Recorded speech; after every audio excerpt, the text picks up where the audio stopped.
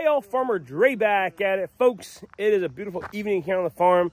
We are planting our pumpkin seeds, which hopefully will go in the ground here in about 2 to 3 weeks.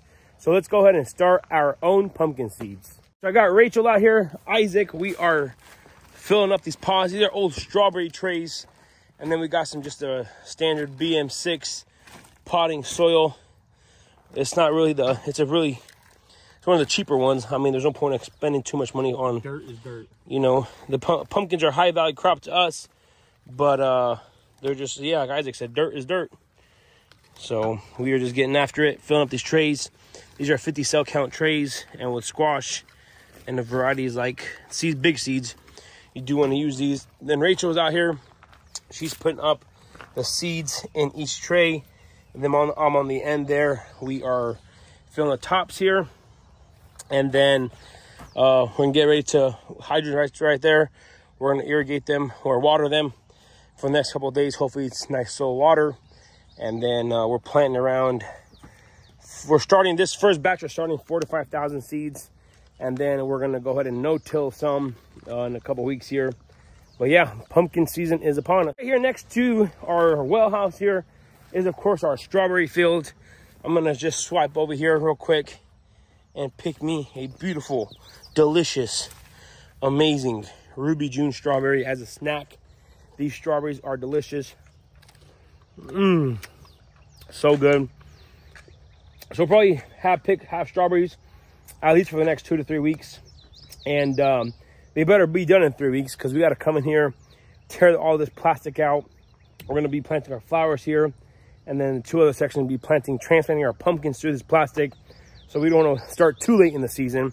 So if we do transplant the last or 3rd week of June, that gives us about 100 days till about middle of September when pumpkin season does start. So yeah, I mean, strawberry season is awesome, but if it lasts too long, then we start running into issues with our other crops. And the last thing we need is to plant too late. And September rolls around, then we have a bunch of green pumpkins and folks come out to the farm wanting more. But anyways, want to give you guys a quick little strawberry overview. But let's go in and start these pumpkin seeds. Alrighty, so Rachel is filling those up. I'm just filling up the top of these seeds here. And that should be good to go. The variety of seeds we're planting is called Coronis. Not the coronavirus, but Coronis. I was talking to one of my Amish buddies. And he really loved these. My Amish friends, they grow for produce auctions. So they choose varieties that do really well for them, that hold really well. You know, because at the auctions, they pick them and they hold them for a few days before they sell them. They said the variety does awesome for them. So that's why I jotted down what he mentioned. And then I ordered the seeds. And there's some other ones. I got some gladiators as well. I probably got 7 or 8 different varieties now with me that we're gonna plant in the trays. And whenever we start no-tilling, we're gonna plant, I don't know, another 10 or 12 varieties. We got a bunch. So pumpkins, the more varieties, the better. And then of course, we take notes on all the different varieties year to year. And then we assess which ones are good. Then of course, if they perform well, then we replant them. But with pumpkins, since it is a summer crop, if you keep the disease and insects off them, the chance of you having a bad crop is slim to none.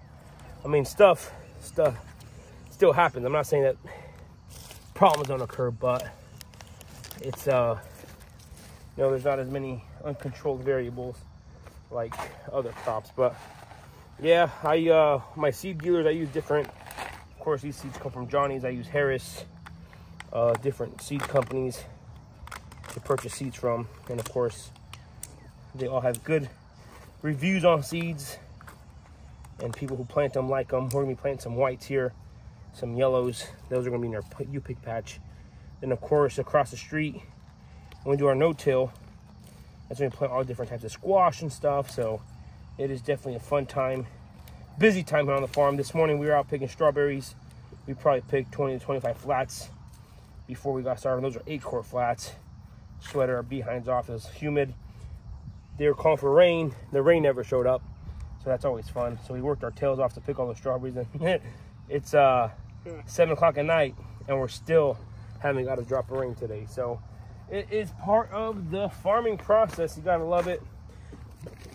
So yeah, this seed planting process goes pretty quick.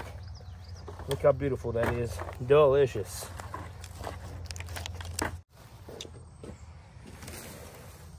So with pumpkins, your seed depth is very, very important, especially when you're doing transplants. So what we're doing here is we're making impressions with the other trays, and we want the seed to be about 1/4 inch to, you know, 1/2 to 3/4 inch deep.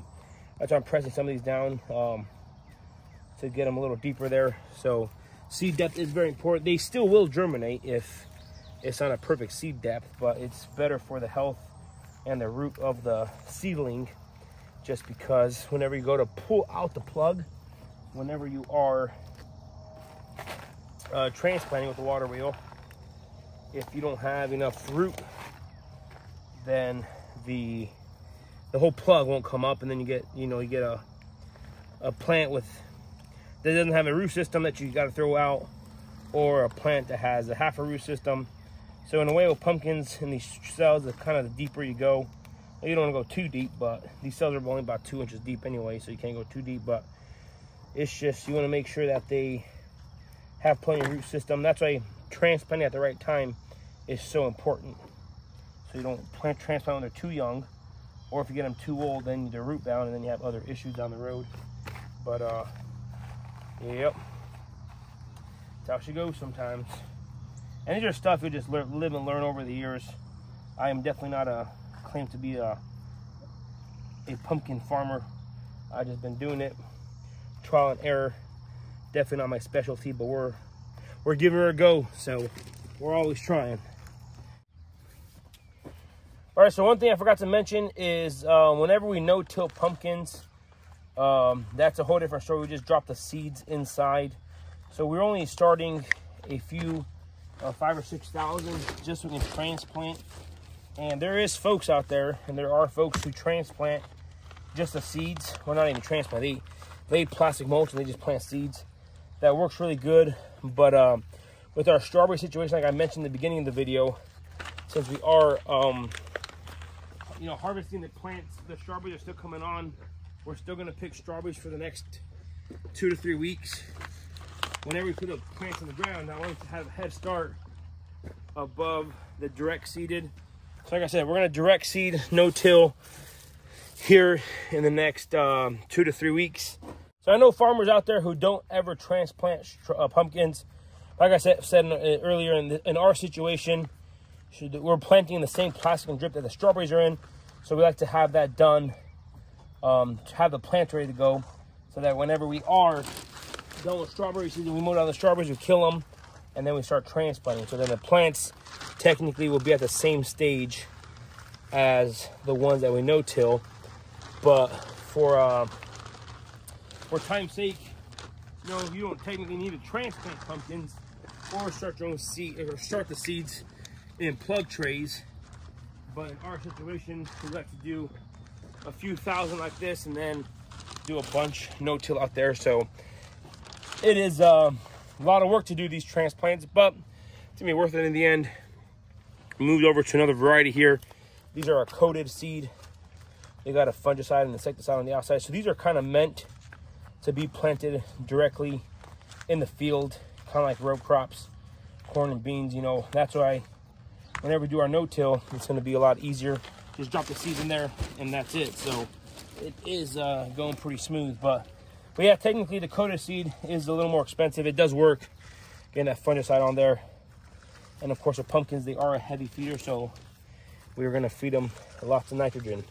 Alrighty, folks, so last night we did end up seeding all those plants there. We filled that wagon before it got dark, and then we watered them when it got dark there. So I forgot to film the rest of that process, but we went ahead and watered the plants. Now those seeds are going to grow. But I am out here in our pumpkin field. This is not a U-pick field. It's just pumpkins that we grow to pick for the pumpkin yard. I'm out here disking today, and they're calling for rain on Saturday. Today is Tuesday, so hopefully by then we'll be able to plant our seeds, our no-till. Well, I call them no-till. We've tried no-tilling this field in the past, and then we I just went ahead and decided that this year I'm going to go ahead and plow it up and just plant the seeds like we did last year. They're John Deere 7000, but in a tilled ground to try to loosen up the soil.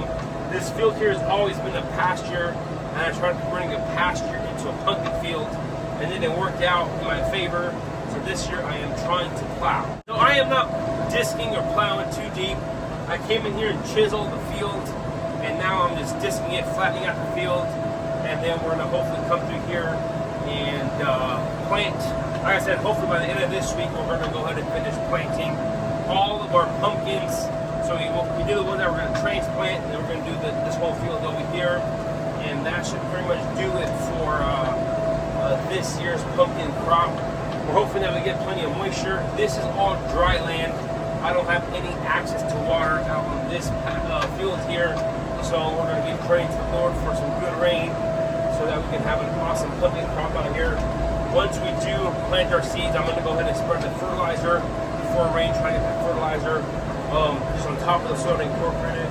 But I'm using our 16-foot disc here, and it is going awesome, awesome, awesome. So can't complain too much. So this is where I'm going to go ahead and end off the video for today. Just a short little one of us planting our pumpkins and getting dirt ready for our pumpkin crop. So that'll be it for today's video. If you guys haven't already, go ahead and check out Farmer Dre Supply. That's where you're able to find all your gardening and greenhouse needs. This will be it for today's video. Don't forget to smash that subscribe button. Like this video if you guys enjoyed it today. Don't forget, hit that notification icon so you guys can be notified whenever I do upload a video. I want to say thanks for watching up to this point. Y'all have a good day, and we will see you next time.